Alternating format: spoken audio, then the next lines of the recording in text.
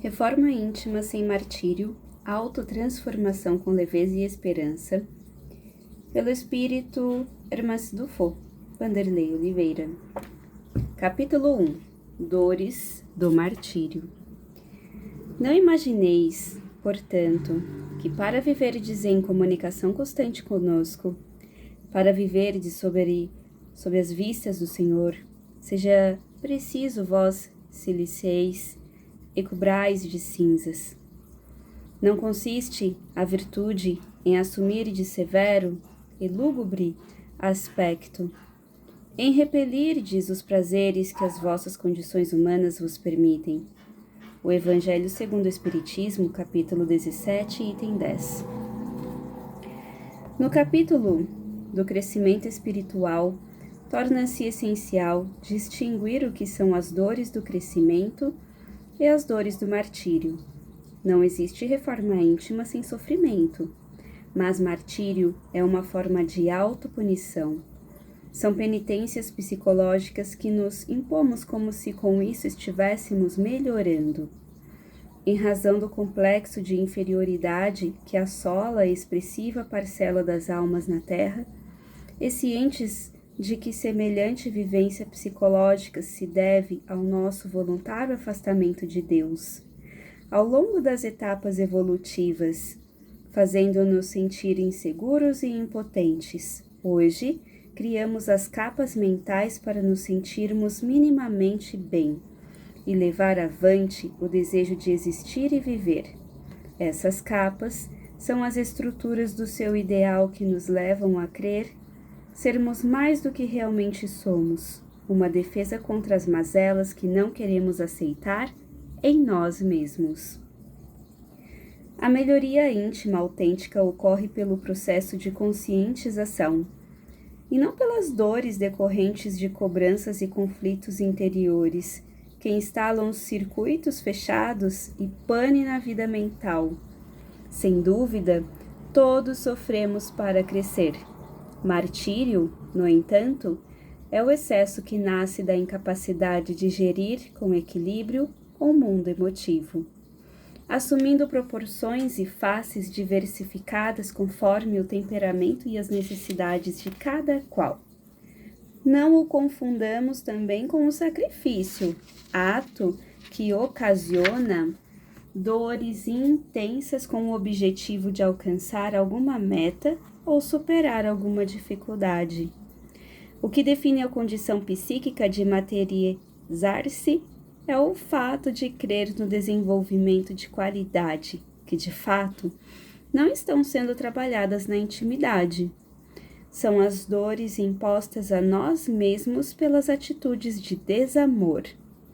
Quando acreditamos no eu ideal e negamos ou fugimos do eu real. Quase sempre, as dores do martírio decorrem de não querermos experimentar as dores do crescimento.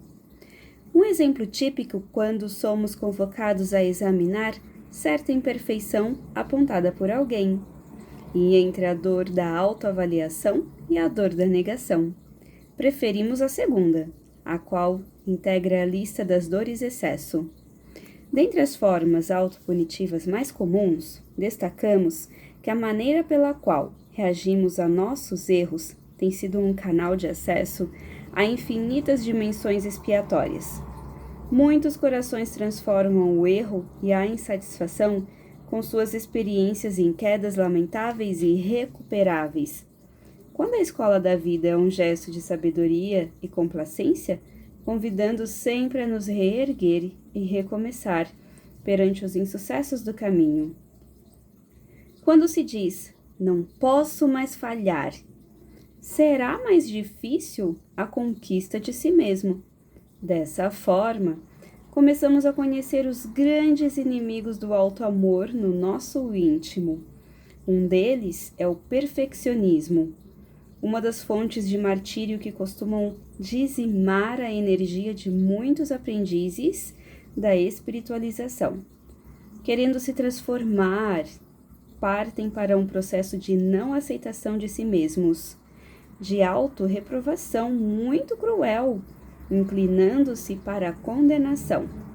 A questão não é de lutar contra nós mesmos, e sim conquistar essa parte enferma, recuperá-la. E isso jamais conseguiremos se não aprendermos a amar esse nosso lado doentio.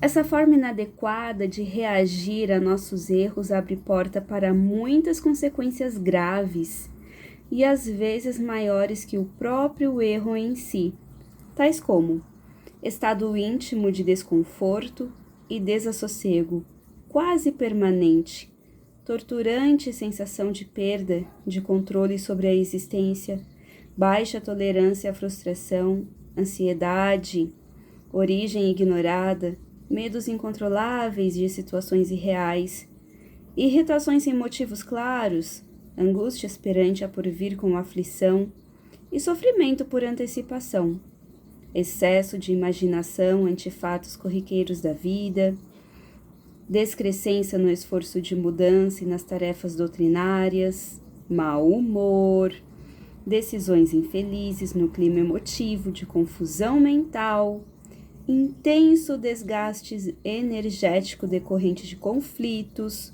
desânimo, são algumas dores do martírio. Quando permanecem prolongadamente, esses estados psicológicos configuram uma auto-obsessão que podem atingir o campo do vampirismo e de ilimitadas doenças físicas.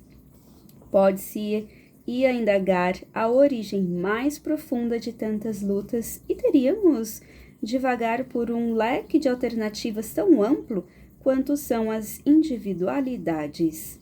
Todavia, para nossos propósitos deste momento, convém refletirmos sobre uma das pertinentes atitudes que tem levado os discípulos espíritas aos sofrimentos voluntários com seu processo de interiorização. Sejamos claros e evitemos subterfúgios para o nosso bem. Oculto à dor tortura-se uma constante nos ambientes espíritas. Condicionou-se a ideia de que sofrer é sinônimo de crescer, de que sofrer é resgatar, quitar. Portanto, passou-se a compreender a dor punitiva como instrumento de libertação, quando, na verdade, somente a dor que educa liberta. Há criaturas dotadas de largas fatias de conhecimento espiritual, sofrendo intensamente, mas que continuam orgulhosas, insensatas, hostis e rebeldes. Não é a intensidade da dor que educa, e sim o esforço de aprender a amenizá-la. O espírita costuma neurotizar a proposta da reforma íntima. A neurose de santificação, um modo imaturo de agir em razão da ausência de noções mais profundas sobre sua verdadeira realidade espiritual. Constatamos que existe muita impaciência com a reforma íntima por causa da angústia causada ao espírito por entrar em contato com sua verdadeira condição diante do universo. Cria para si mesmo, por meio de mecanismos mentais, as virtudes de adorno ou compensações artificiais, a fim de sentir-se valorizado perante a própria consciência e o próximo. São os esconderijos psíquicos nos quais, quase sempre, nos enfurnamos para não tomar contato com a verdade pessoal. Essa neurotização da virtude gera um sistema de vida cheio de hábitos e condutas rígidas, a título de seguir orientações da doutrina. Adotam-se procedimentos que não são sentidos e avaliados pela arte de pensar. E isso nos desaproxima ainda mais da autêntica mudança, e passamos a nos preocupar com o que não devemos fazer, esquecendo o que devíamos estar fazendo. Certamente, esse caminho gera martírio e ônus para a vida mental. Existem muitas dores naturais do crescimento espiritual, que estabelecem um processo crônico de pressão psicológica. Entretanto, diferem muito da autoflagelação, porque elas impulsionam e fazem parte da grande batalha pela promoção de todos nós. Observa-se, inclusive, que alguns corações sinceros, inseridos no esforço autoeducativo, experimentam essa silenciosa expiação, mas, por desconhecerem os percalços do trabalho renovador, terminam por desistir de progredir e se atolam no desânimo. Acredita-se piores quando constatam semelhantes quadros de dor psicológica e deduzem que, ao invés de progredirem, estão em plena derrocada. Diga-se de passagem, não são poucos os quadros que temos observado com essas características no seio do movimento doutrinário. Frequentemente, existe um trio de malfeitores da alma que a chicoteiam durante as etapas do amadurecimento. São eles: culpa, baixo autoestima e medo de errar. Apesar de serem sofrimentos psíquicos, funcionam como emuladores de progresso quando nos habilitamos a gerenciá-los. Assim, a culpa se transforma em autoaferição da conduta e freio contra novas quedas. A baixa autoestima se converte em capacidade de descobrir valores e o medo de errar se promove a valoroso arquivo de experiências e desapego de padrões. Diante do exposto, indaguemos sobre quais seriam as medidas que deveriam ser implementadas nos núcleos educativos do Espiritismo, em favor da melhor compreensão dos roteiros de transformação interior. Aprofundemos debates entre dirigentes sobre quais iniciativas poderiam ser facilitadas aos novos trabalhadores em favor de um aprendizado sem os torturantes conflitos originados da crueldade aplicada em nós mesmos. Quando não somos criativos o bastante para lidar com nossa sombra e tombamos em martírios inúteis. Reforma íntima deve ser considerada a melhoria de nós mesmos, e não a anulação de uma parte de nós considerada ruim.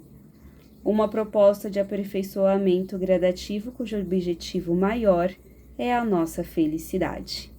Quem está na reforma interior tem um referencial fundamental para se autoanalisar ao longo da caminhada educativa. Um termômetro das almas se aprimoram, inevitavelmente. Quem se renova alcança a maior conquista das pessoas livres e felizes, o prazer de viver.